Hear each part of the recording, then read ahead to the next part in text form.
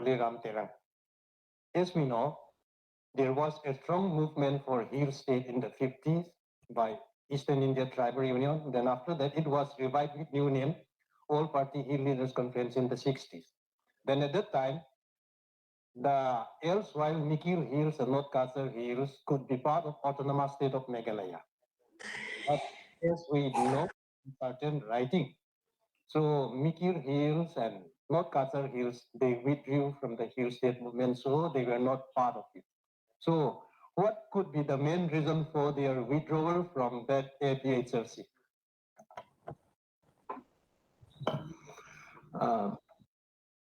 APHLC from Karbi Anglong NCS, we did not withdraw. Only the Congress people withdrew. And the Congress people were elected people. So they withdrew it. They did not accept it. And they asked for more power.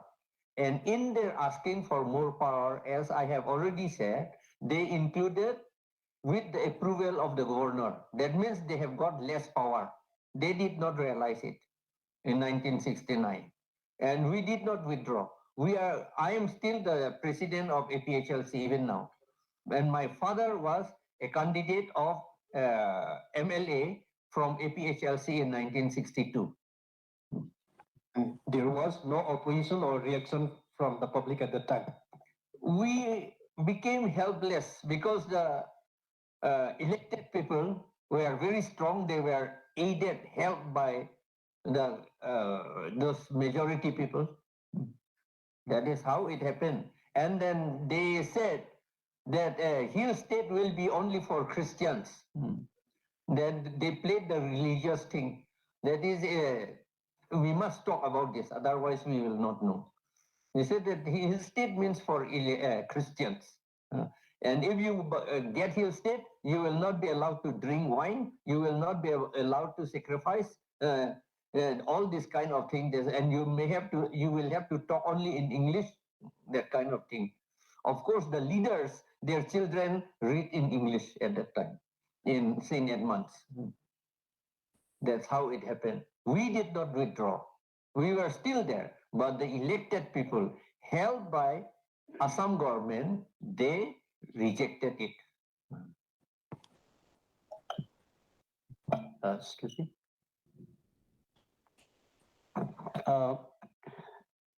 Just a common interjection for both the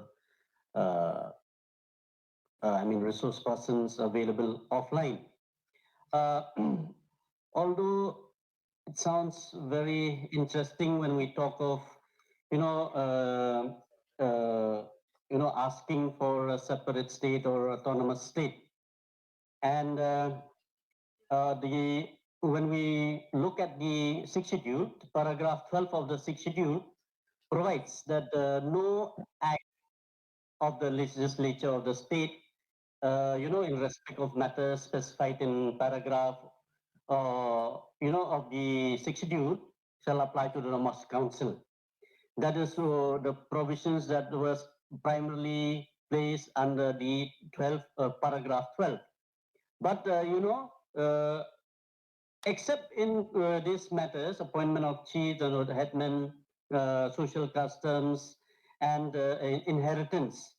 However, we must also go beyond that. In the seventh schedule, it is specifically mentioned that the legislators can make laws on as many as 70 items then, and 52 items under the concurrent list. So now there is a conflict that arises, especially with paragraph A, B, and so on and so forth in other councils. But my point is, when there is a conflict between the state and the autonomous council, there are two principles that we must understand. That is the fundamental human rights under the constitution that allows for the state to make laws, and the second,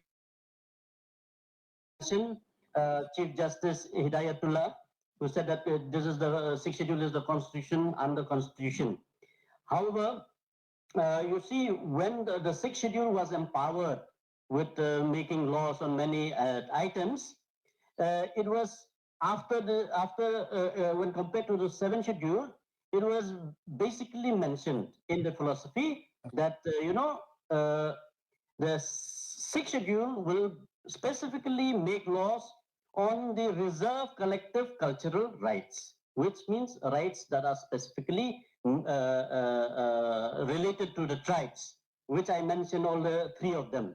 So therefore, when we are expecting that autonomous states can be, we can aspire for autonomous states. How do you actually try to balance between as I said, the fundamental human rights with that of the reserved collective cultural rights? That is my question. Which means, are you more interested in development, or are you more interested in preservation of whatever has been given under the sixth schedule?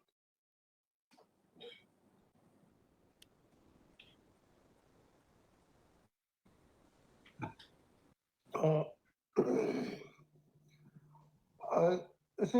literally, what I have said again is that we need to protect our land, our people, our culture, and the ecology. So, demanding autonomous state doesn't mean that we'll relinquish all this, we'll give up all these hopes and all that. No.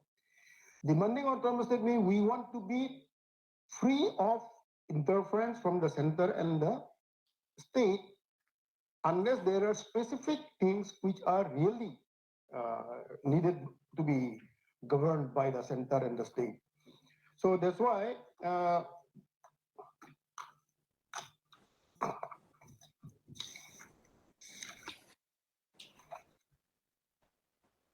yes, we want the 244A should ensure financial independence to some extent, and also cultural is of course very much there. And when we demand for autonomous state, then it means at the same time we also want control over resources. Means what? Especially mining. Especially mining. In mining, in our place, this sand is there, coal is there, quartzite is there, platinum is there, uranium is there, and there is even talk of having lithium, one of the most precious things in the air. So we want control over those things. So there's no question of giving up the other thing. Is it okay? Yes, sir. Well, thank you very much. Very interesting conversations. Dr. Kelvin Theron brought about very interesting issues about what is wrong. My question is, it's slightly question related to disconnect. We in the Northeast are not in the decision-making process in the government of India. It's very clear. That's why we don't get what we want. Gujarat gets its share, Tamil Nadu gets its share because they have their representations in bureaucracy, in civil society, in business, in lobbying institutions, and of course in parliament and the cabinet. Under these circumstances, the new dimension has been added in the last 20-25 years is a new generation of political leaders, a new relate who cannot connect with history. People who were in 50s, 60s, 70s, who were there, they would know what is Northeast, what has happened to sixth schedule, how Constituent Assembly was debated. But today in bureaucracy and today in political spectrum, I distinctly see that they cannot connect. It's a serious disconnection, right? That means whatever decisions they will take will not really benefit us, give any dividends to us. Well, I think the question is for me. No, for if you could kindly address, I'm asking a very general question, which I have seen, right? Because I've lived in Delhi Yes. last many That's the years. reason why you see, let me remind all No, our friends. let me complete my question. Yeah. So what I'm saying today is what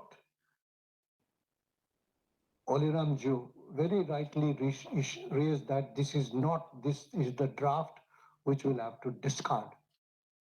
Even I find there's nothing substantive, right?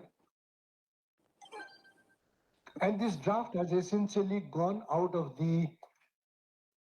some of the political leaders or out of some of the constituencies here only. I get the impression that it was discussed here, sent to the government of India, they did this. So this is, before the draft comes to the parliament, can we provide an alternative draft as people's draft, right? As people's amendment draft. Can we do this? We did that in case of Darjeeling. I was personally involved in the sixth schedule, which Mr. Gissing wanted to brought minimum things. So we said, no, that is not the draft we want. This is the people's draft. So we said all the Hill Council members should be MLAs. The chief executive should be in the rank of at least deputy chief minister or chief minister. So the moment we said that, the people who were making decisions, they withdrew from the process, right? We have seen that. So can you provide an alternative draft? This is my first question. Or collectively, to say that this draft will not really meet the aspirations of the people in the coming 30, 40, 50 years. My second question is, nobody really talks about graduating model. Sixth schedule, as you rightly mentioned, as all the panelists rightly mentioned, have these problems, have that problems, 75 years, 30 years, 80, say 60 years. But what is the graduate? What is the next model, right? Is it 244A, as you rightly said? Or is it 244AA or 244AC, whatever it is? Where is the graduating model? And the graduating model has to be emanated from among the councils. It has to, because if you look into what happened to the 244A model, it actually emanated from the among the political parties led by Williamson, Sangma. Yeah, because I was reading that, they started pushing this draft or that draft. Government saying that, they started saying, no, we don't agree this. They gave this alternative. So the entire process of an alternative model or graduating model has to be. Is there any thinking on this kind of initiative? Thank you very much. Elvin ji, would you like to respond? Yes, one thing is this, let us remember that while drafting the constitution also in the Constituent Assembly, as you remember, that during the drafting of sixth schedule also, only Reverend JJM Nicholson was representing our interest. And that is why even Dr. Ambedkar had to succumb to the demand of the Plains people that whenever any legislation is made by the council, it will be done after the approval of the Council of Ministers. And this was settled during the Constituent Assembly debate. That is because we did not have enough representative in the parliament to represent our case. And that is why today asymmetric federalism is a reality in India. It has to be a reality in India because you have to address ethnic problems separately and provide separate solutions. For a country like India, where there are numerous communities, numerous interests, numerous nationalities. So I think sixth schedule, within sixth schedule itself also, as I mentioned today in the morning, that there is an asymmetric application of the provisions of the sixth schedule. Now, coming to the 125th constitutional amendment, it is being accused that some small politicians, they have done something like that. But no, it was 125th, most of the 125th constitutional amendment, which is being done now, was also based on the recommendation of the second working of the Constitution Commission. And the part which examined the working of the sixth schedule was the chairman was the late P.A. Sangma. So a lot of the examination had taken place at a national level by a commission. And it was the report of that commission which suggested that in order to strengthen the finance position of the council, Article 280 must be amended to accommodate the council to have access to the finance commission.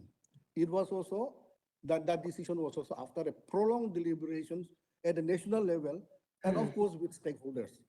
We have had a lot of discussion with the stakeholders itself, and of course there may be certain shortfalls in the 125th constitutional amendment, but it is an attempt to increase more autonomy to those who require autonomy.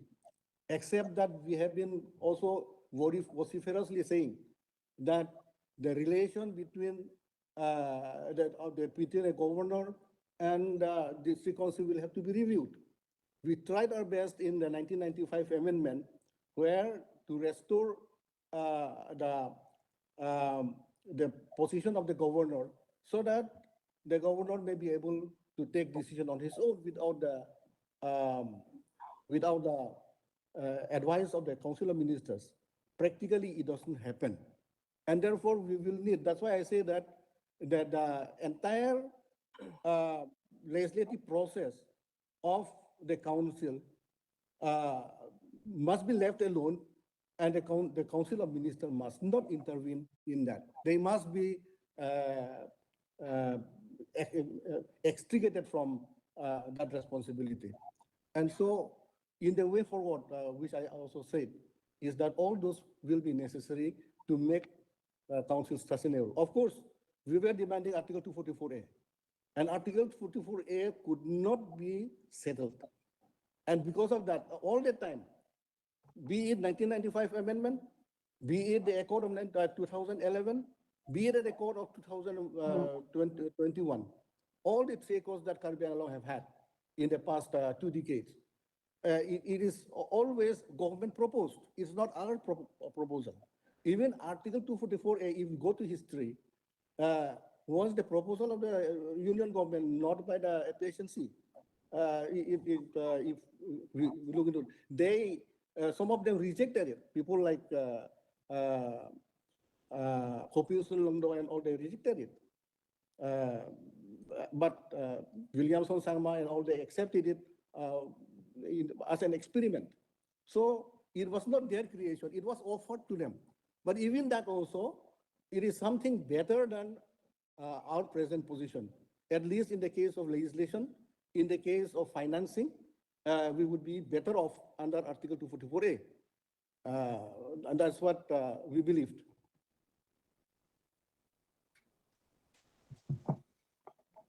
Any other responses or queries? What I was thinking that for more fun, we need 280 to have connection with Finance Commission. But in 275 is the article through which fund is sent to Autonomous Council, 6th Scheduled Autonomous Council. And in that article also, connection with Finance Commission is already written. So the reason for going to 280 does not arise actually. And if we go to 280 at all, my suggestion, we have submitted to the government, is that to Anand Sharma committee also, that in 280 clause 3, there is written union government and the state and something there. So there, after union government, comma, state and union and what is that, autonomous council or autonomous territorial territory. If this is added, then I think it will be all right. But now it is added in CC. CC is along with Gram Panchayat, municipalities, such and such small thing. That means the intention seems to be to bring down the status of the autonomous council to the level of Panchayat. It is not, the intention is something. And then they said that in Karbi Anglong, it is they are all singing that we will get direct funding. There is nothing is written direct funding there. And moreover, when we were in Jakarta, we have discussed with union government also. They said that direct funding cannot be given. It is a big thing, a big matter. It covers, it relates to the whole of India. So if it is done for Karbi Anglong or Assam, it has to be done for other states also. That is what they have said. And I think this is correct. We can also understand about this thing. Direct funding, why should? And then if it is 80, we will get direct funding. See, Assam Plain District, it is already 280. They have not got direct funding. They have not got anything. I was also Panchayat secretary there. In the Plain District, nothing is there. Yes, and moreover, what is it? Regarding human rights, I think someone you requested human rights. It is written in the book that giving of autonomy under 6th schedule is a part of protecting human rights. It is written there. So by getting autonomous state or autonomous council, we are not against human rights. Thank you. Any last questions before we close the session, as it's 7 p.m.?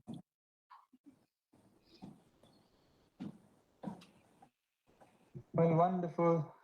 Thank you for this session and engagement at 7 p.m. You're all wide awake and excitedly participating, and thank you, all the three of you, for keeping the discussion so engaging. I will present more than a certificate, a token of acknowledgement of your wisdom here at this conference, Mr. Kathar. Yeah.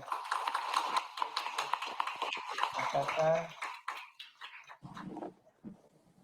Mr. Kiran.